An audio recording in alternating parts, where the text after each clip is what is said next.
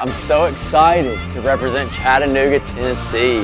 Thank you for the support, and be sure to keep watching the show right here.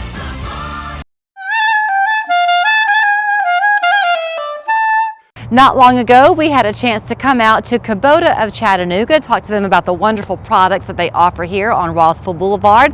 Obviously, this morning, we have come back on a beautiful day, talking again with Tyson Lafferty, who is the operations manager here, this time on the lot. Good to see you. It's good to see you again. I can't believe we're talking about winterizing these things when it feels like a nice fall day today. Yeah. We kind of got lucky.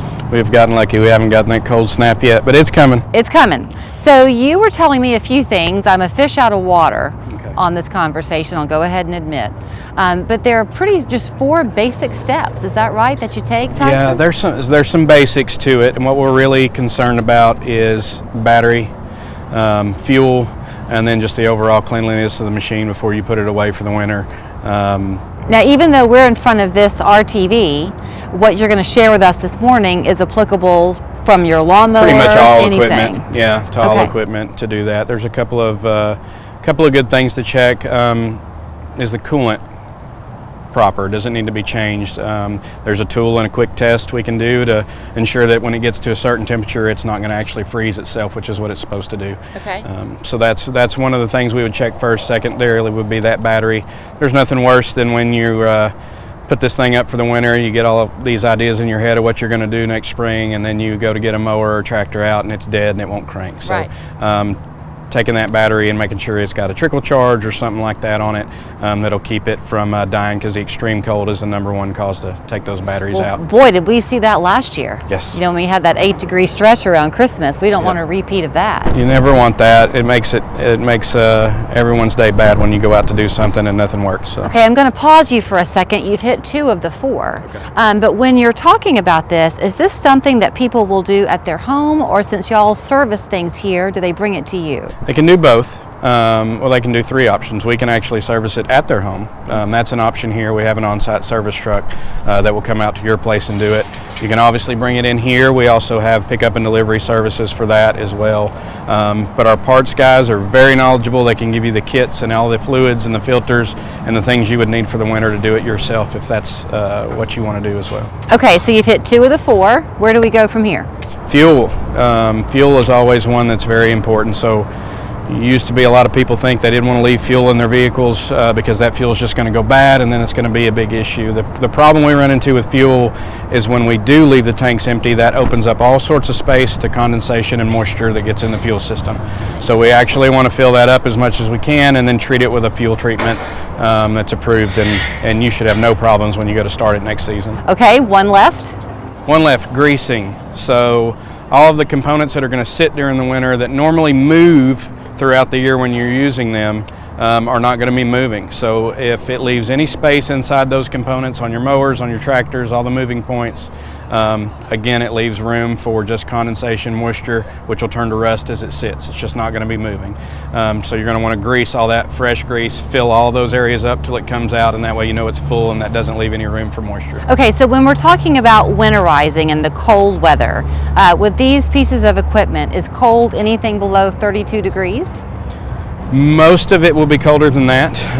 The coolants and stuff that are in there are normally rated way down to the -10, -15 degrees. But if you're keeping this in a garage or a covered space, you're fine? Inside, you're fine. Okay, yeah. But just if you're leaving it outside? Outside is fine. The only thing I'd add to inside and places from that, another big reason that we see things come back with problems over the winter is you're not the only one that wants to hide away for the winter and get warm. So we do a lot of rodents and mice damage, so try to take care of anything around the unit. Try not to store dog food next to where your tractor is. They're going to build a nest inside of it and they're going to chew on wires, and that can get very expensive. That's a very good point. So this is obviously a brand new one. This is brand new. When you maintain these properly though, Tyson, how long should they last you? It's kind of unlimited. If you maintain them properly, we've got units that come in here that still run just fine, but man, they look like they're from 100 years old. They're pretty rough on the outside. Before these Kubota engines is kind of our base, our heart, our core. there's not a better product out there when it comes to that. So, you know, last time we were here, y'all were talking about the family-owned business, the Chattanooga legacy that is here. These are also intended to be family-owned pieces for generations then. Absolutely. These things get passed down, especially the tractor line. We know many generations come in here and tell us stories about how they got it, and it was their grandfathers, and it's still running, and those are always neat to hear. Something we didn't touch on with the service, you can bring things here to you.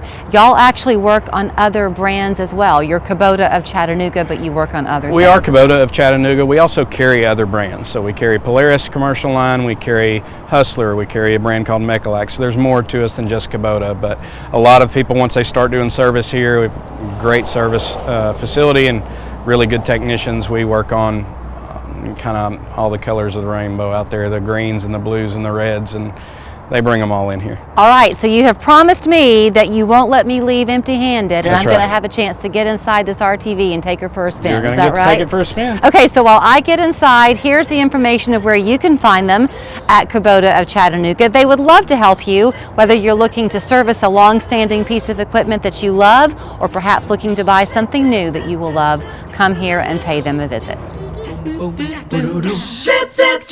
Such a fun day here at Kubota of Chattanooga. Before you go, we wanted to thank our special guest and give you a little goodie bag of Kubota of Chattanooga gear. We love everyone sporting it around town, so we'd love you to have your own. Oh, thank you so much. This was such a fun day.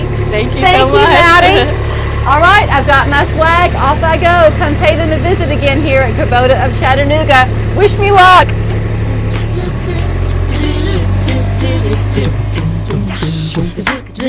I'm BJ, owner of West Shore Home.